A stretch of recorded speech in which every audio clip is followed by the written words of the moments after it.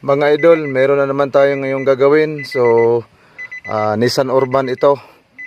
Yung trouble ay ayaw umandar. So, ito naka-on yung susi.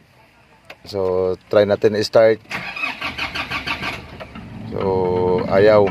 Try natin i-scan. Tingnan natin kung ano makikita natin sa scanner. So, ayan, yung trouble na nakita sa scanner ay CAN communication. So, ito, titest natin yung mga fuse box.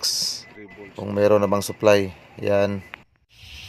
So, ngayon mga idol, i-on natin yung susi. So, ayan. So, ngayon mga idol, ito. Kanina hindi umandar.